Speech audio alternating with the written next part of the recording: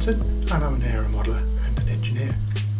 Join me on a fascinating journey where I show you some of the techniques used in scale aeromodelling.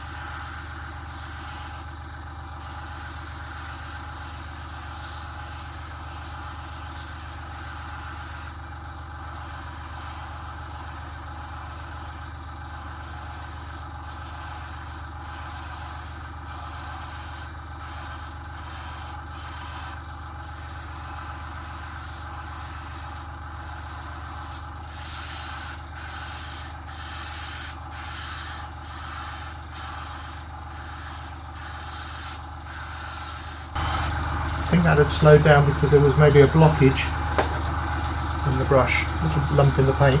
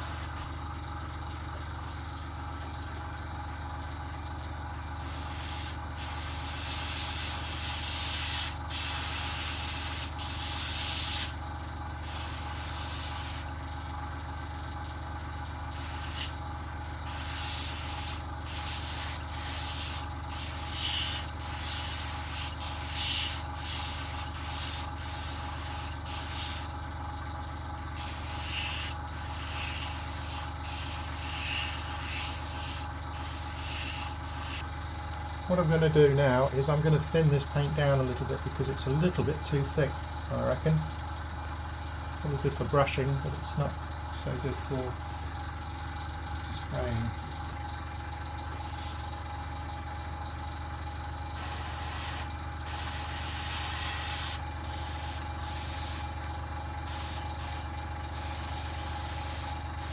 There we go, back to a decent thickness.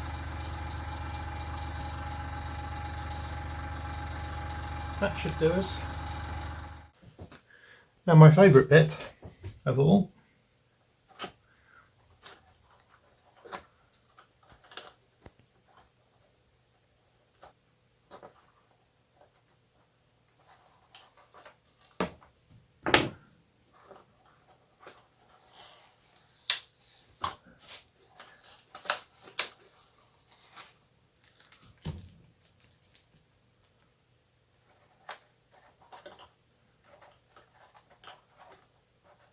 tweezers.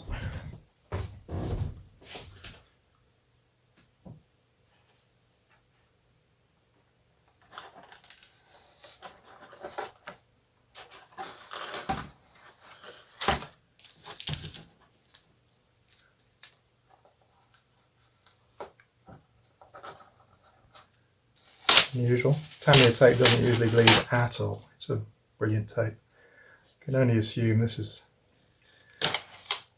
the very dry tissue that's causing this. The dry silver on the tissue. Yeah, it's bled quite a lot. Quite disappointing. Hope it's not so bad on the top. That's the upper surfaces are the more important, but I'm very disappointed in that. But it is what it is.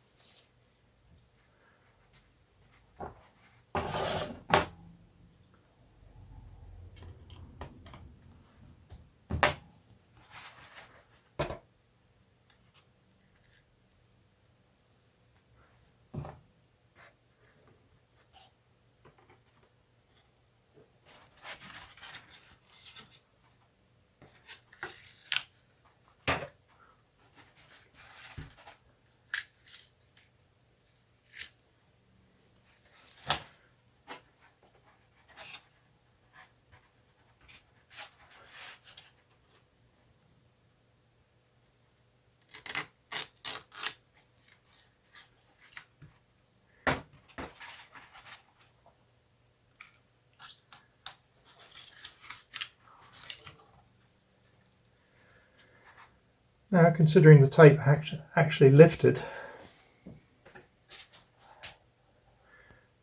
where it's going around the radius here, it's actually fairly sharp. Okay, so not brilliant, but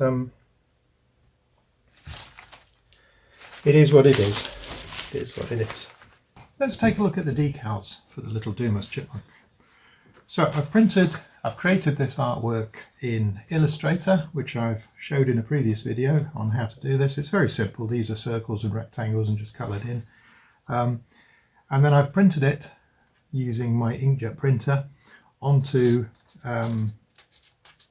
decal paper. Now this decal paper is clear, so there'll be no background to it. And then this decal paper is slightly different. It's pre-printed white. And then I've printed on top of it with the colours. So what this means is, because obviously you can't print white colour, the white background will show through on the middle of the roundels and in the fin flashes. So what I'm just going to test now, before I go any further, what you have to do if you use an inkjet printer where the ink isn't permanent, i.e. the water would dissolve it, what you have to do is you have to spray on a coating of clear lacquer to protect the ink from the water dissolving it. Okay, so what I'm going to do now is a quick test to make sure they've worked. This is the old tailplane I made where the trailing edge warped. So what I've done is I sprayed some silver on it just to see how it would look, and it was awful. There wasn't enough dope on the surface to fill the weave, and the silver looked terrible. And some of the Chipmunk has come out like that where I've used this tea bag tissue paper. But never mind, it is what it is. But this will give us a good worst case example of what's going to happen when we put the decals on. So I'm going to cut a little bit of one of these roundels. I produced more than I needed just to use the paper, because if you don't use it you can't put it back through the printer again. So I thought, well, I may as well print loads. So what I'm going to do is maybe cut a corner of this or a slice of this roundel and lay it onto the silver. What I'm interested in seeing is, and I'll probably put it over a rib so that I can see whether or not the white is opaque enough, or whether I'm going to have to spray a white circle underneath where the decals go. We'll have to see. So that's what I'm going to do next. I'm just going to cut a bit of the roundel.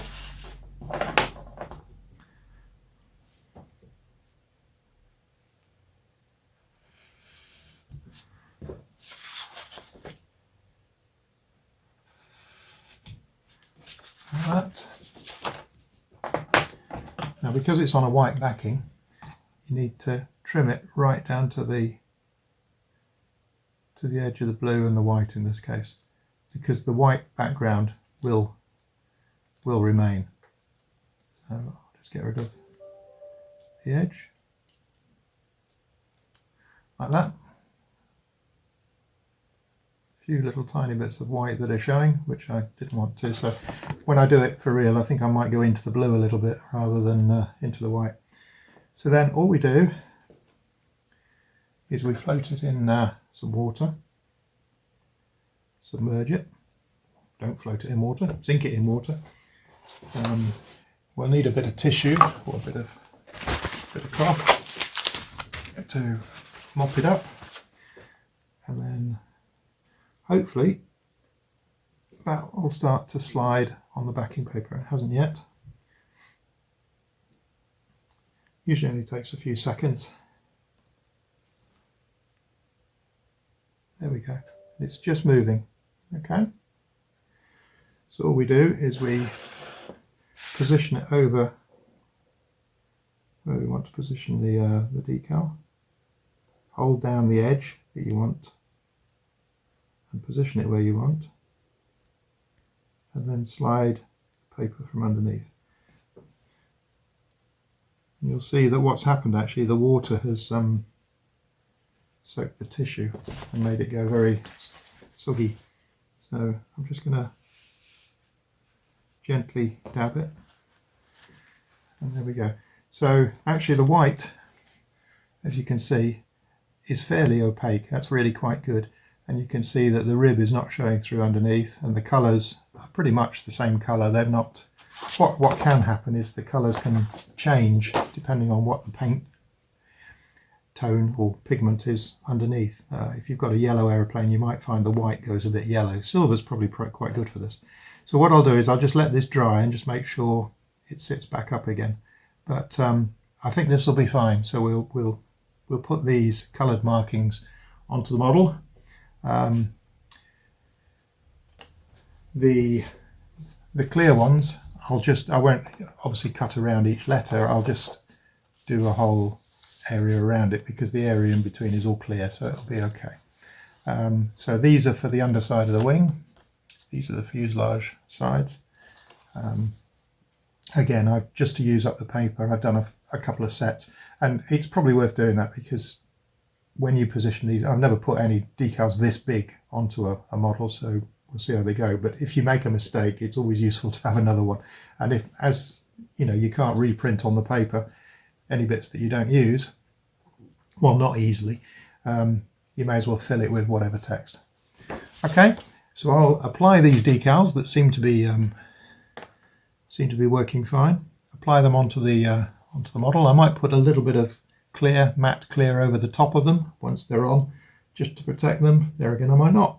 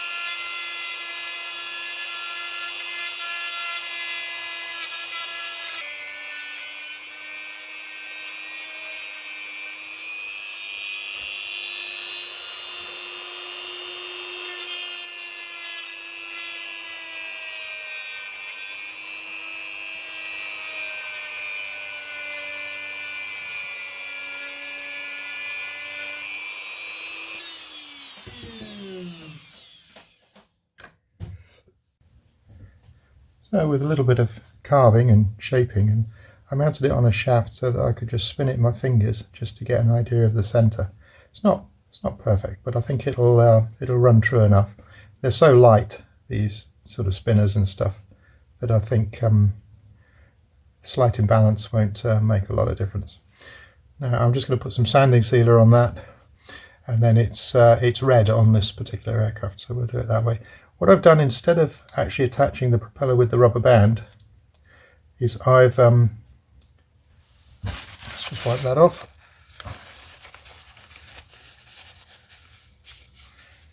Instead of attaching the propeller with a rubber band, which an O-ring between those two screw heads and around the prop blade, I've actually just glued the prop straight to the hub. So what I'll do is I'll spin it up under power and see how we get on. I may have to change all this and you know, still use the band. The beauty is I could use the band and it would still fit inside the spinner. So you know, I have options. So we'll see how we get on. Okay. Well, there we go. The little Dumas is virtually finished. I've got a little bit of wiring to do in the under the cowl there. I've got to position a battery box, but we're nearly there. I had to admit defeat on the decals, the water slide transfers, which I was going to use for the roundels. They wouldn't stick to the surface, and that's because the tissue is just, I've put it on really badly. I've done not a very good job. If you can see, the weave of the tissue is not filled, and especially, you know, sort of on the fuselage and the wings and this sort of area, it wasn't filled enough for the decals to slide on and stick. They just curled up and fell off effectively, and it's my own fault. It's my first time to use this sort of tissue, this shiny surface tissue, where you actually have to glue it on more than just soak through it. And I obviously need a lot more practice with it, but it's all good fun, isn't it? And you know, you've got to accept the rough with the smooth. You can't be perfect at something first time. You just got to keep trying. So I'll get better. You'll see. But what I've used is the sticky back plastic set that comes in the Dumas kit, and actually the vinyl part of it is very thin, and it's not made up of 3 colours laminated on top of each other, which is often the way. These are printed onto vinyl, so it's nice and thin.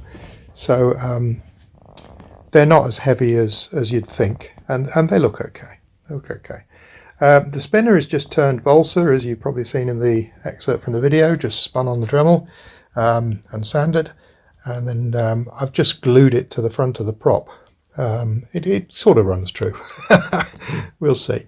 The only water slide decal I have used is the WP971 that you can see there, and you'll also see if I turn it over.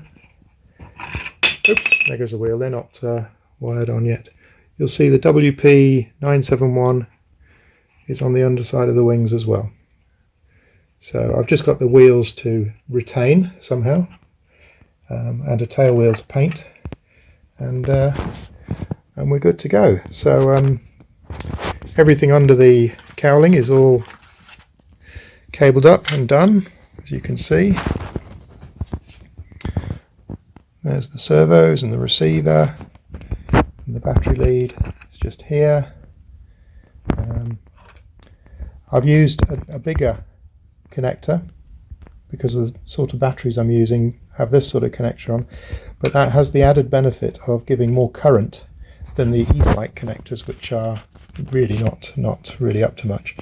There you can see the little brushless motor. There's the wire that goes to the motor. It goes to the receiver board, and if I detach the cowl for any reason and then put it back on, I have to unplug that plug. So I need to put a little mark on it once I figure out which way around the prop's going, so that I know which way to put the connector in, because obviously it's got two positions. But there we go. I think that's probably it. I'll draw a line under the project, but I will try and include a little short video of the test flight, just see how it goes. So there you go. Not absolutely chuffed with the finish, but hey, it's all right. It's okay. It's a chipmunk.